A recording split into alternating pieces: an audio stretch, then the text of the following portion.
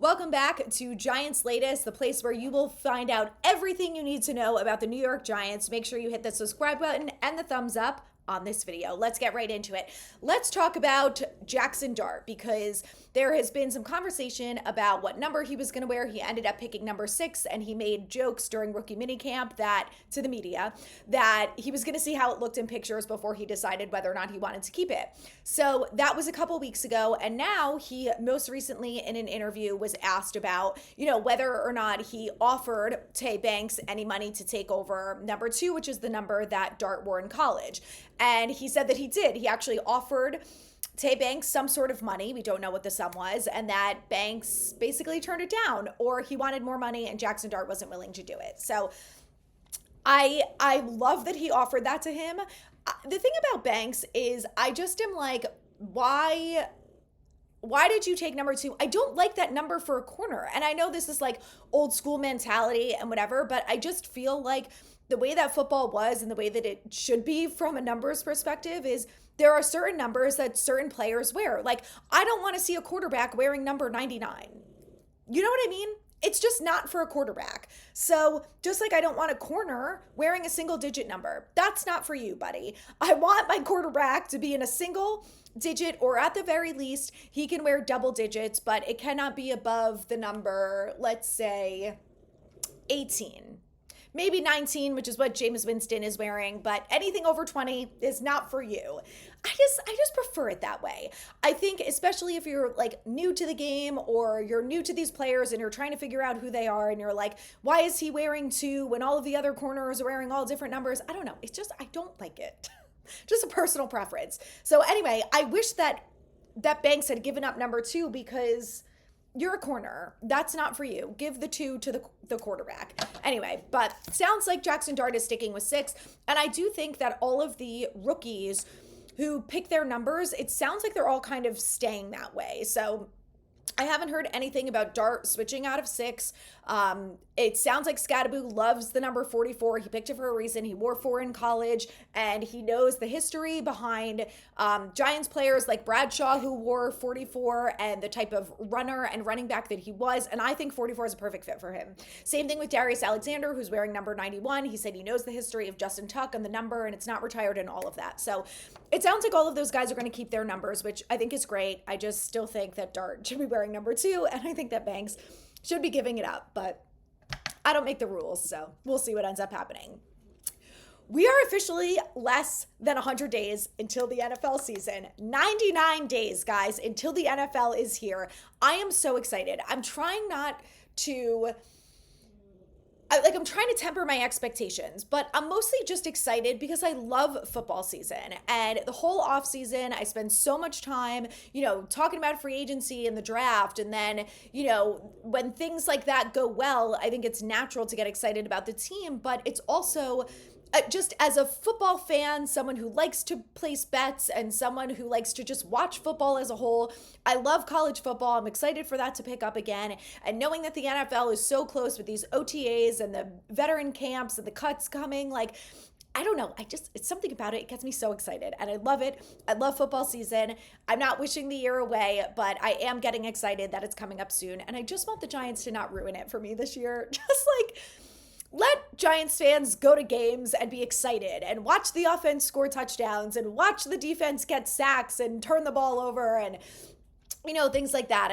I want to watch decent football this year. It's been so frustrating to watch this team year in and year out and get excited and get our hopes up, and then they win a playoff game with Daniel Jones of all people, and you're like, oh my God, maybe they're not like maybe they're not as bad as I thought they were going to be, and then they go off a cliff. So, I want to have some steady excitement this season. They don't have to win 10 games and go to the playoffs. They don't have to win the NFC East. Those things would be amazing, but my expectation is not that. My expectation is a competent football team that can win some games.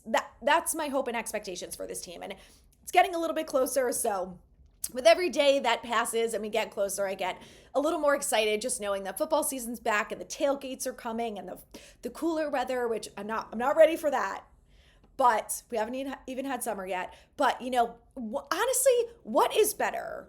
than a mid-September 1:00 game where you're out there in your favorite player's jersey, you've got a pumpkin beer in hand, you're eating wings at a tailgate, conversing with other Giants fans. Honestly, there's nothing better, and I cannot wait for it. So it's coming soon, but in the meantime, I will enjoy summer.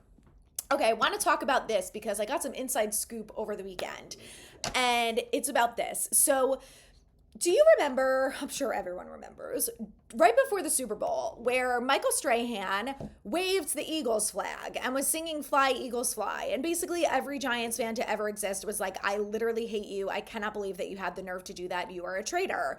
Fair.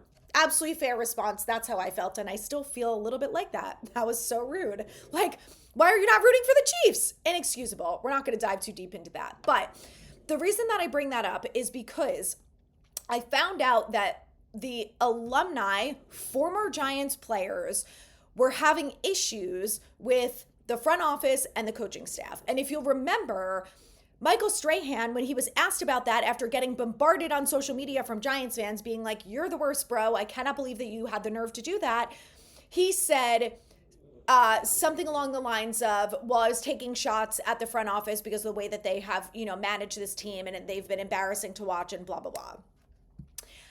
Which, whatever, you felt like that was the right way to go about that. I don't think it was, but it's, from what I understand, there were some issues with former players, the front office, and the coaches. And what I think is really interesting about this is that during the season, if you guys will remember, it was the 100th season of the Giants. So it was supposed to be exciting, whatever.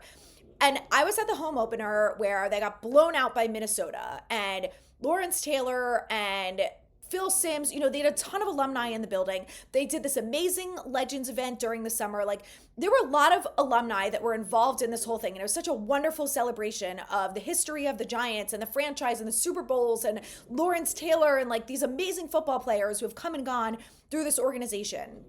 And then this whole thing happened with Michael Strahan, and I thought it was so interesting because you had a guy like Amani Toomer backing him up and saying, well, the team has been a mess, they deserve that. And you see guys like Brandon Jacobs, saying stuff on Twitter about this is the right way that they should do this and this was a bad idea, blah, blah, blah.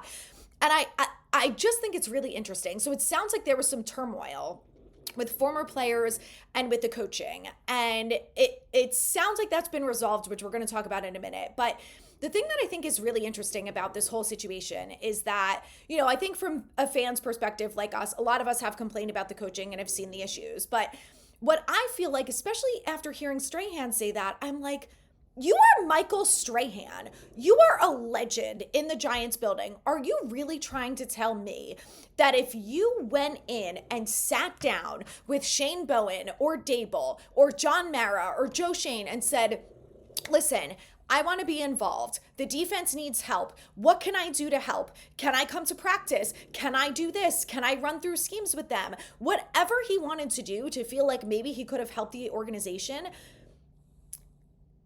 for them to say no to that, which I don't know if this actually happened, but the fact that Strahan is taking shots at the front office like that, visibly cheering for a division rival who we all hate with every bone in our body, is mind-boggling to me.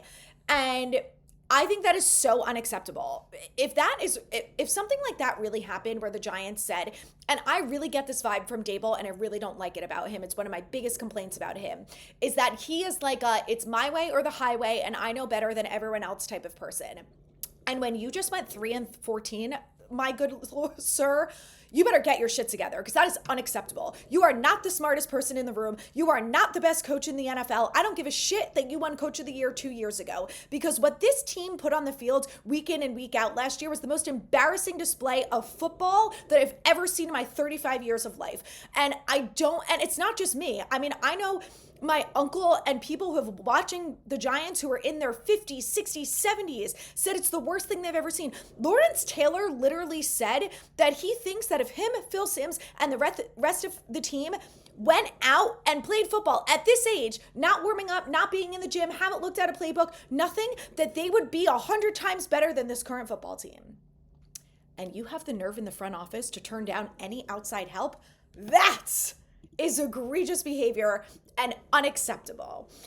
But it seems like things have gotten ironed out because Lawrence Taylor has been in the building.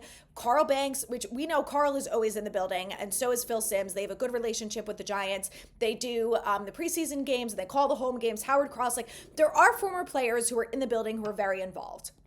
Carl Banks was one of the first ones who met Abdul Carter when he came in the day after the draft. So, he's in there. Michael Strahan was in the building recently. He had conversations with the players. Justin Tuck, again, LT. So it seems like things have been ironed out. And I think that if you are the front office, the only thing you should be saying to any of these current players or former players, is you are welcome in the building to say and do whatever you want 24/7, because those are the guys that won Super Bowls. Lawrence Taylor is the greatest player to ever play defense in the history of the NFL. We are talking about 100 years of the NFL, okay? So I think there really needs to be some humility that is happening from the front office and from the coaching staff, because I don't need to remind you that you are an embarrassing excuse of a team. And I hope that this year is better. Like I said, I'm being optimistic. I think it's going to be better, even though the schedule is atrocious. But you've got to take help from these people. And I think it's the best thing. I think the fact that Strahan and LT and all of these guys are already in the building shows that maybe Dable has had a little slice of humble pie and is willing to take help from them. And that is the best case scenario for this football team, because the Giants team is extremely young. A lot of them are learning. A lot of them need mentors, and they can use guys like Carl Banks and Strahan and Tuck and everything. All of these guys who've won Super Bowls and have amazing history with the Giants and have gone on to have amazing careers outside of the Giants. That's also really important. You're talking about New York, the greatest media place in the US. So, this stuff is really important, and they need to have guys like that in the building, and they need to be treating well.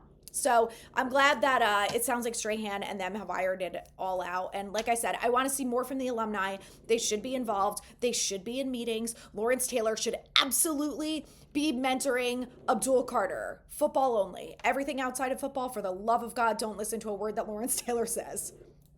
Okay? Just Google him if you don't know, which you should. But anyway, that's what I think it should be. I think that Phil Simms is fantastic. I would love for him to help out Jackson Dart. They seem like they kind of already have some sort of relationship, especially with the whole Simms family. So, I think it can only be a good thing when you have alumni in the building helping out the young players, especially on a team that has struggled so much. They're in a very tough division, and they have a lot of work to do, and they have to improve this year or everyone's getting fired. So I love it. I want to see more of that. I hope we get to see more of it during training camp. I can't wait to see more videos of all of these alumni in the building saying that they are excited and optimistic about how things are going, because it will make me as a fan feel better.